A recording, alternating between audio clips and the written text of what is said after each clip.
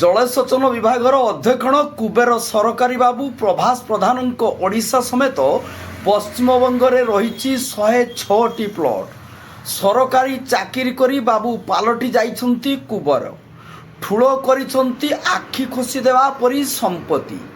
ଓଡ଼ିଶା ସାଙ୍ଗକୁ ପଶ୍ଚିମବଙ୍ଗର ବି ବାବୁ ଜମାଇଛନ୍ତି ଆଡ୍ଡା। ରାଜ୍ୟରେ ବାବୁଙ୍କର ରହିଛି 100ରୁ ଅଧିକ ପ୍ଲଟ୍। କେବଳ ପ୍ଲଟ୍ ନୁହଁ, ମାଳ ମାଳ ଫ୍ଲାଟ୍ ଓ ଘର ବି ବାବୁ ନିଜ ନାମରେ କରିଛନ୍ତି। ଆଜି ସକାଳୁ ସକାଳୁ ହୋଇଥିବା ଚଢ଼ାଉରେ ବାବୁଙ୍କର ଏପରି ସମ୍ପତ୍ତି ଦେଖି ଭିଜିଲାନ୍ସ ଅଧିକାରୀ ବାବୁ ହୋଇଯାଇଛନ୍ତି ତାଜୁବ। ତାଙ୍କ ଆଖି ହୋଇଯାଇଛି ଟେରା। ତା ସାଙ୍ଗକୁ ବାବୁଙ୍କ ଘରୁ ସୁନା ଅଳଙ୍କାର ଓ ନଗଦ ଟଙ୍କା ବି ପୁଳା ପୁଳା ବାହାରିଛି। ସୁନା ଅଳଙ୍କାର ଭିତରେ ରହିଛି ପୁଣି ସୁନା ବିସ୍କୁଟ। ଅମାପ ସମ୍ପତ୍ତିର ମାଲିକ ବାଲେଶ୍ୱର ଜଳସେଚନ ବିଭାଗର ଅଧ୍ୟକ୍ଷଣ ଯନ୍ତ୍ରୀ ପ୍ରଭାସ ଚନ୍ଦ୍ର ପ୍ରଧାନ। ରହିଛି ମାଳ ମାଳ ଫ୍ଲାଟ୍ ସାଙ୍ଗକୁ କୋଠା ଆଉ ଫାର୍ମ ହାଉସ୍। ଓଡ଼ିଶା ସମେତ ପଶ୍ଚିମବଙ୍ଗରେ ରହିଛି 106ଟି ପ୍ଲଟ୍। ଆୟର ବହିର୍ଭୂତ ସମ୍ପତ୍ତି ଠୁଳ ଅଭିଯୋଗରେ ଆଜି ଭୋର ପ୍ରାୟ 5ଟା ସମୟରେ ଅଧ୍ୟକ୍ଷଣ ଯନ୍ତ୍ରୀ ପ୍ରଭାସ ଚନ୍ଦ୍ର ପ୍ରଧାନଙ୍କ ଘରେ ଭିଜିଲାନ୍ସ ବିଭାଗ ପାଖରୁ ହୋଇଛି ଚଢ଼ାଉ।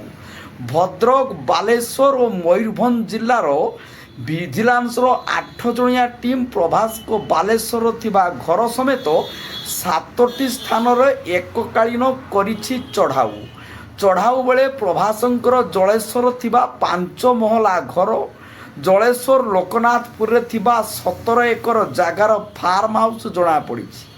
ଏଥିସହ ଓଡ଼ିଶାରେ ଅଧ୍ୟକ୍ଷଣ ଯନ୍ତ୍ରୀଙ୍କର 88ଟି ପ୍ଲଟ୍ ଠାବ ହୋଇଥିବା ବେଳେ ପଶ୍ଚିମବଙ୍ଗରେ ରହିଛି 18ଟି ପ୍ଲଟ୍।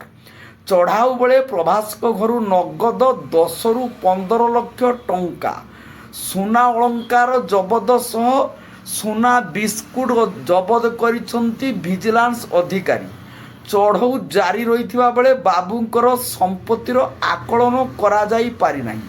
ଏଥିସହ ଭିଜିଲାନ୍ସ ଟିମ୍ ବାଲେଶ୍ୱରର କିଛି ଠିକାଦାରଙ୍କ ଘର ଚଢ଼ାଉ କରିଥିବା ସୂଚନା ମଧ୍ୟ ଉଲ୍ଲେଖ ଅଛି।